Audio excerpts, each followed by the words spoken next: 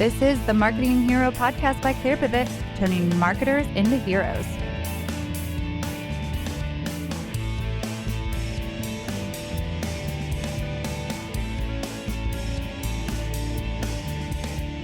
Welcome to the Marketing Hero podcast. Did you know that we also have a newsletter? That's right, you can join today at clearpivot.com/newsletter to get monthly emails with our best tips on topics like effective lead generation, creating content that attracts and connects with your prospects, and how to get started with inbound marketing. Sign up for the Marketing Hero newsletter at clearpivot.com/newsletter for SaaS marketing insights that will move your metrics. Welcome. I'm your host, Maia Wells, and on today's episode of the Marketing Hero podcast, we are pleased to present a conversation with Asaf Rothem, CMO of Seeking Alpha. Asaf joins us today from Tel Aviv for a conversation about building an audience with brute force and what it's like to build a B2C marketing machine. With experiences from Seeking Alpha, Wix, BrightInfo, and Wisestamp, Asaf cracks open the stories that will get you thinking about B2C marketing trends, first-party data, and so much more. Asaf Rothem, welcome to the show. Thanks, Maya. Super excited to be here. Let's chat a little bit about marketing. Well, it's great to have you, and I do look forward to learning more about your experiences in marketing. And I've really enjoyed prepping with you in leading up to this interview. But I do want to start out with a question that we like to ask all of our guests. What's your favorite part of your career, and how did you figure that out? It's a good question. I'll tell you from a personal level, the best part of my career is to kind of finally understand what I'm good at and what I like doing. I'm not the kind of person who had this like linear career where he started in marketing like 20 years ago and then became a manager, senior manager, director in one line. Because online marketing didn't really exist the way we know it 20 years ago. And some because I was very opportunistic and, just jumped on opportunities that I felt could promote me massively in my path to, I didn't know exactly where, but I kind of know now. So I'm at a stage right now where I feel very comfortable in what I do know and what I don't know. And that's the best part of my career, is to finally understand, what I'm good at and what I'm comfortable doing, as opposed to just keep guessing and kind of like going into unknown areas, hoping for the best. So what are you really good at? It's also a good question. And also, I think this one is easier for me to answer. I think I'm fairly good at selling subscription services for consumers, meaning B2C or D2C, something that's also called now. I really enjoy it.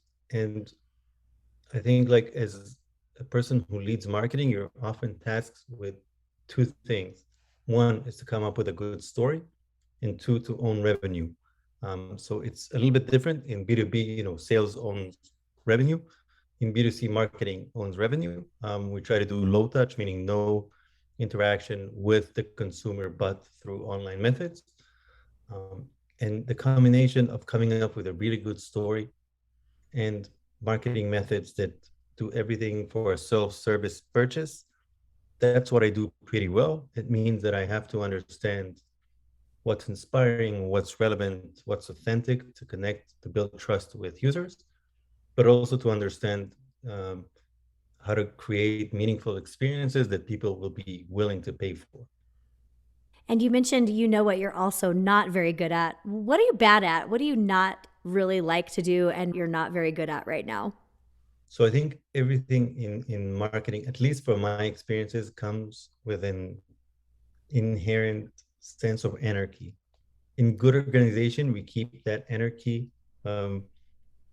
within manageable size, meaning it's always good it keeps us sharp. It helps us seize opportunities, recognize opportunities.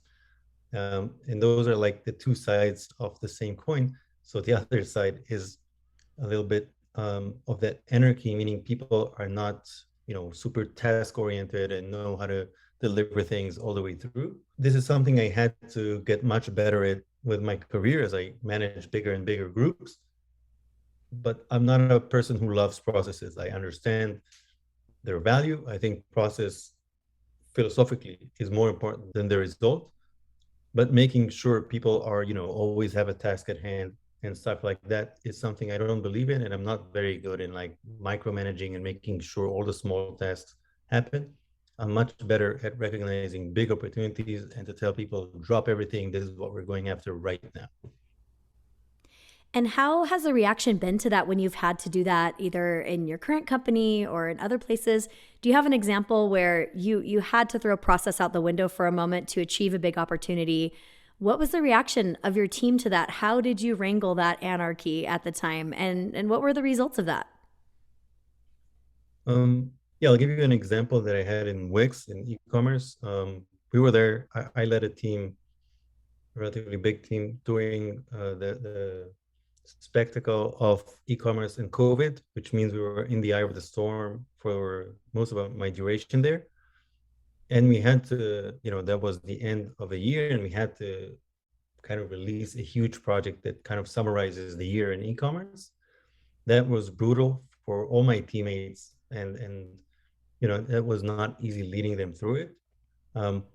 One of the things that I've learned, perhaps the hard way, but it's almost too simple for this to be intuitive. Once you have a huge opportunity, whether it's driven by the market or whether it's just like the company says we're going after that, drop everything off, right? Don't work on small tasks as we're focusing all of our efforts on the bigger ones. Because the worst thing that can happen is for you to miss out on big deadlines, on huge releases, because of a couple of small tasks that just got everybody frustrated. And because when you do that, you go after those big projects, you're going to be running on, there's not going to be a lot of capacity for anything else. So I literally told people, right, if you're not on this project, drop everything. I prefer you guys going to the beach, taking a day off, recharging, and coming back fresh than starting something new that I will have to meet because I have no capacity to look at in a week time and understand this in some way, hammered or crashed into the main project and derailing it. That does make sense. And in there, you mentioned even in the biggest projects that it's important to recharge. And that's kind of, for those of us here in the United States, a lot of the people listening to this podcast are, Americans. And it's a little foreign to us to hear that because our bosses would probably not say that to us. Do you think that's a uniquely European or Middle Eastern, EMEA type of an approach? I mean, is that something that is unique to you? Talk to us a little bit about vacation, recharging, how that perspective is different. Right. So I think it started even before the pandemic, meaning Israeli startups are geared toward typically the US market, which means we have to work crazy hours and kind of align our days. But you don't really align your day. I mean, you start early and you just finish late and you do it until you burn out. So I was fortunate enough to have seen burnout earlier in my career and to understand that the price of burnout is probably much, much higher. And comes way sooner than we anticipate when we ask people to work hard. For me, it's way more important to work smart, which means know what you're working on, as opposed to like, let's just, whatever the first task is, let's just jump in. Let's make sure we prioritize. We only have a certain amount of hours a day. You do want to spend some time with family, you want to eat, you want to breathe, you want to have coffee with colleagues. Those things are critical to manage workloads in high stress environments, which is the case in startups. So for me, burnout has the highest cost. Losing an employee over that is just dumb and ineffective. It means you're a bad manager because you didn't see it coming. Typically, when you do see it coming, it's already too late. So I try to kind of take this pledge to myself to be respectful for my employees and remember that not to push anyone too hard, them or myself. So I don't know if it's a cultural thing. I know that there's a lot of jokes about it, from the difference, how Europeans kind of send you like, hey, I'm on a summer vacation. I'll get back to you in 3 months. Whereas like Americans are like, sorry, I had to leave for 1 hour to get a kidney transplant and I'll get back to you, but I'm available all the time. So like somewhere in the middle there, we all have to be more minded about it. And I think as managers, it's critical, especially after the pandemic, where like work-life balance, all of these things that have blended into this ongoing Groundhog Day, where you wake up and you do the same things over and over again until you don't know who you are. So it's even more important right now for us to tell employees, drop everything, go, come back another day when you're fresh and you vented out, recharged. I think that's an essential part of today's managerial role. So, what I'm hearing you say there is it's a mixture of seeing the employees, seeing the team as a human being, as a whole, holistic human being that has needs outside of work and must fulfill those. And not only that, but also combining that with prioritizing the right things. I heard you say you don't just want to wake up and do the first task on your list because it's the first task on your list. How do you balance the need to prioritize for your teammates with your desire to see more of the big picture? Do you set the priority and then let your team members figure out the steps to get there? How do you actually accomplish that with your strengths and weaknesses as a manager? The short answer is yes, we prioritize together, meaning we do off-sites like every 6 months, kind of go for a day or two. I'm talking about specifically for the marketing department. There's also like, company-wide priorities. In those offsites, we'll kind of do a quick review of what we've done, what has worked, what hasn't, and think like where the big opportunities lie in the foreseeable future. Some people have like 2 and 3 year plans. I've never seen these, manifest into reality. There's a great American philosopher called Mike Tyson, and he said that everybody has a plan until they get punched in the face. And I think it's very true. Like when you're in startups, it's good to have some roadmap. It's good to know where you're going. It's very important to kind of force the way. It's going to be way more surprising and way more murky than you can imagine. So I think you should take this into account. One, in terms of we need to maintain flexibility and the ability to pivot and move and go after big opportunities when they present themselves. But also like from a team perspective, as I said, let's not put all the firepower on the first thing. Like we need to think about what's going to happen if you're doing a big sale, what's going to happen the following week, what happens if that sale doesn't, give you the outcome that you wanted. You always have to have another card to play. So again, from a planning perspective, we'll kind of mark what the biggest plays are and what are possible ways to get there. And then the domain experts or the domain managers, typically product marketing managers, will come up with the plays that they want. Acquisition managers will come up with the plays that they want to do in terms of like bringing new users, and trying to combine them is kind of where the biggest upside is. Meaning if you can tailor a full experience from the video that promotes it all the way until the sign up and then upgrade into paying, that's the biggest play. That's what I'm like pushing my team always to come up with. Like I want a holistic play, a full flow of the user, show me all the steps. Let's try to also keep it reasonable. I don't believe in like 11 steps, right? It has to be something that people don't linearly just do whatever you tell them. So think about it like video, landing pages, onboarding experience, value, and give me a couple of examples, and yeah, let's just jump on it.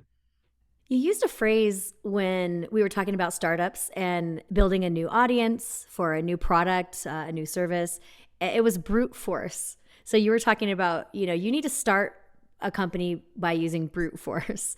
Tell me a little bit more about that. What do you mean by that? And then we're going to talk after that about how marketing and creating the media machine comes after. I actually started in startups in B2B company. And I was there, I think the sixth employee, meaning they just came up with a product. And like the Israeli textbook of startups, which focuses on B2B, says like this: you build an MVP, something that you wouldn't be ashamed to put and have users start using it. And then the first users are going to be like friends and families and your own personal network, those kind of things. Then you would put sales development like SDR to start having, picking up the phone, and that's just brute force. They're going to call people, they're going to cold call people and like pull them into scheduling an appointment, most with no show. But if you play the numbers, you'll get, up to dozens of paying customers just by brute force of having people doing cold calls. I think once you've established that you have whatever, a dozen, 20, 50 paying customers, then the CEO will take the VP of marketing and tell them, hey, we need to create a lead gen machine. This isn't something that we can scale on cold calls. And that's the stage where you have to kind of shift your mind about like, let's generate tons of lists that are, anything above terrible is a huge success, into something that people want to use, meaning you're going to have to start telling a story and you have to start building a media machine. A media machine typically means, tons of content. You can start with tons. Like, let's start with content, blog, podcast, some sort of communities, all these things, all these plays that would eventually lead to inbound audience coming and looking after your product. And that's, in my experience, that's the most difficult part, is to build that media machine. You need excellent content people, you need excellent market understanding, and you need to always climb up in the category, meaning you always want to go after bigger audiences, and those would not necessarily have a direct interest or even would be aware of your niche. So you always want to climb up there and kind of claim the bigger territories in order to bring that audience in.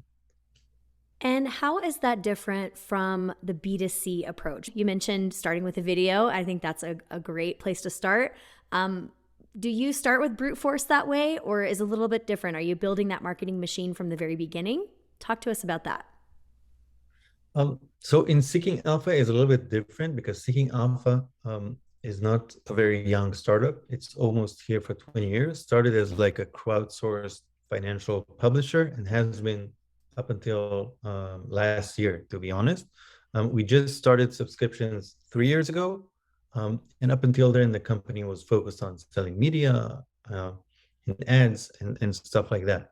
So when I came a year ago, I kind of already had a media machine, and my focus was internal, like inside the company, to make sure we want to move from a financial publisher to a financial services and financial products kind of company, and also kind of shift the way we look at audience, meaning I don't care how much pay we have, because we don't sell ads anymore. I care about like how many new users we're bringing in, how many new visitors we're bringing in, how's our SEO and PPC working together. And we didn't really have PPC. We had to kind of build all those things. We had to build a new creative department to generate amazing YouTube videos that would make us seem clever and smart and fun, just the way we are in reality. So the challenge here was different. I inherited a very strong media machine, and I enhanced it with creatives and PPC. If I were to start this from day one, as a financial services or product company, the big difference in B2C is the speed of things, meaning we don't work on leads and then need a demo, then there's a no-show, and then we schedule, and then 28-day free trial, negotiation, discounts, all these things that end up converting into like a paying customer 4 months down the road.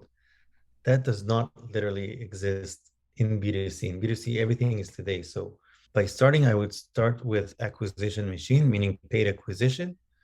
How do we get people to landing pages? How do we get people to engage with our videos and bring them directly into a flow where they try the product right from the get-go? Meaning, if they watch a video, 5 minutes afterwards, they should be already playing with our free version of the product, and hopefully within an hour converting. And hopefully still we'll be able to attribute all of that on an ongoing basis and then improve it. And then it's more of a problem of having the funds to do it and the right people, which is always a problem.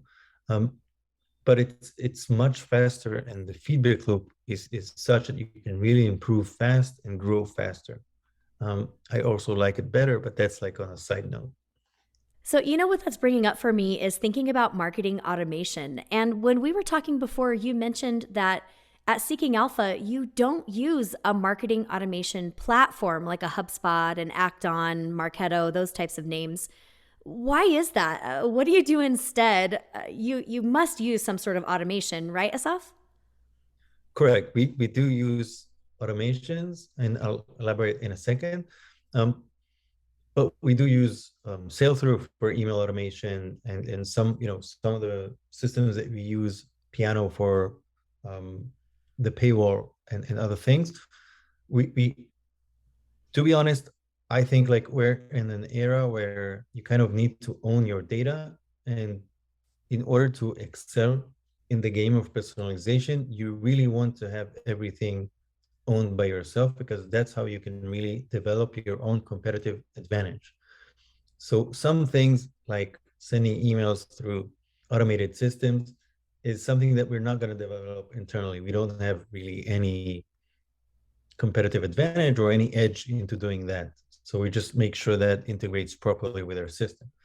But everything on site is really critical for me to develop. One, because of privacy issues and data protection. There's a lot of things that are kind of coming into focus. We all know what happened to Facebook around those areas, and I don't want to be at the mercy of the data migration between one platform or another. They never give you the same data, and it's frustrating.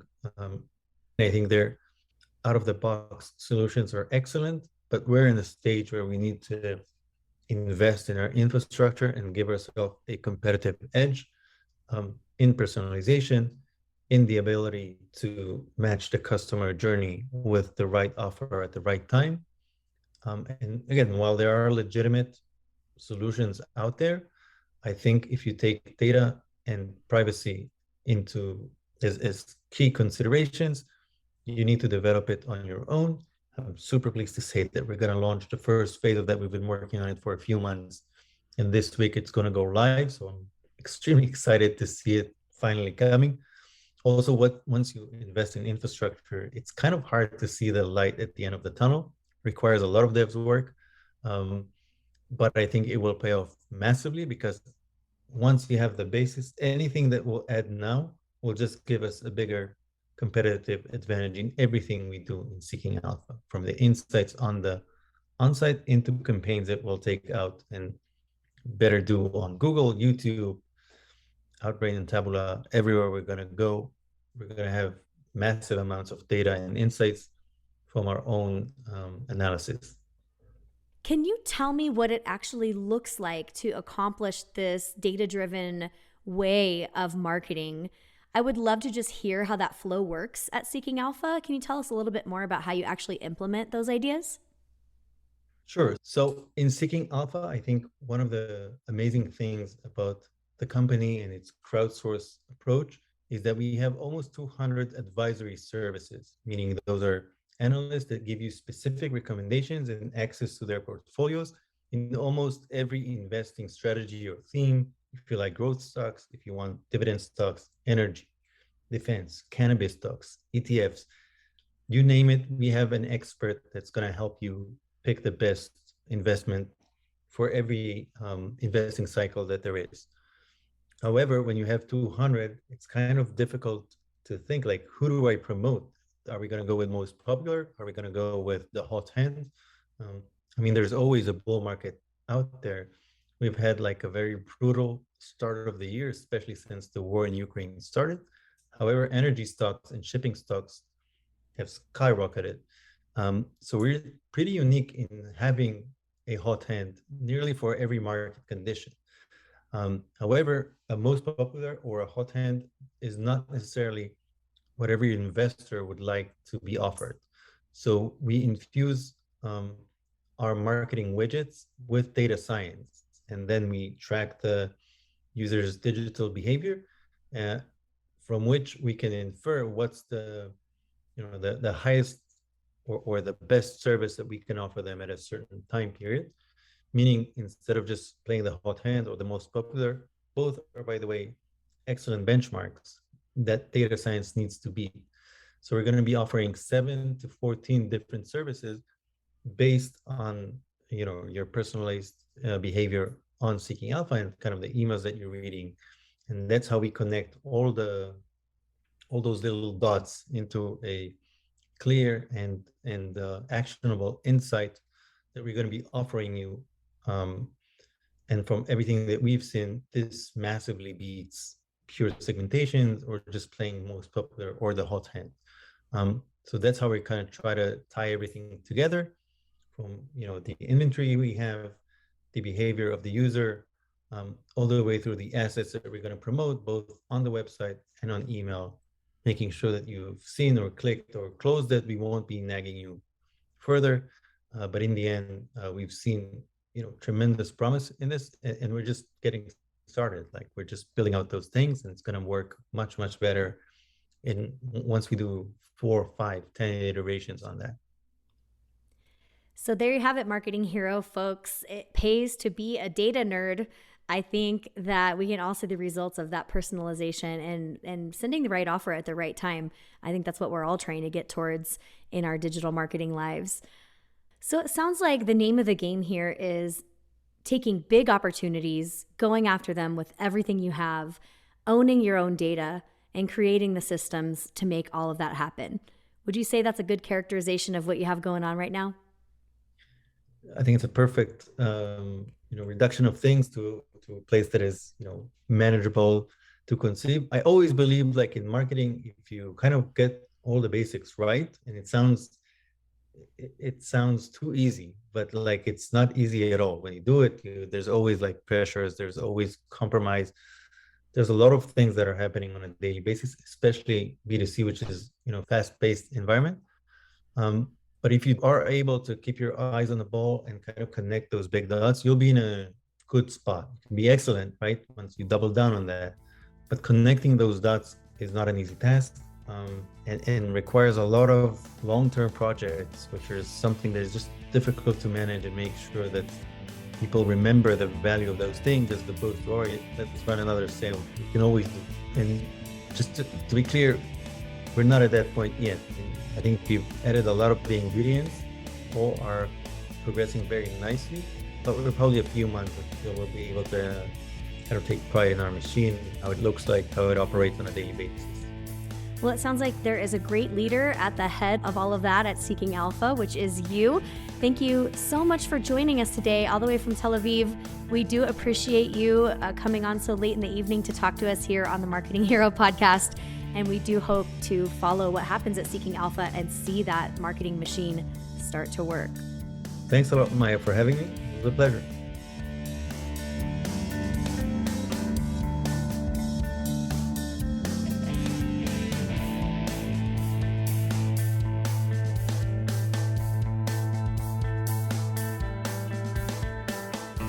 You've been listening to the Marketing Hero podcast by ClearPivot. Be sure to join us next time. For more information, visit www.clearpivot.com.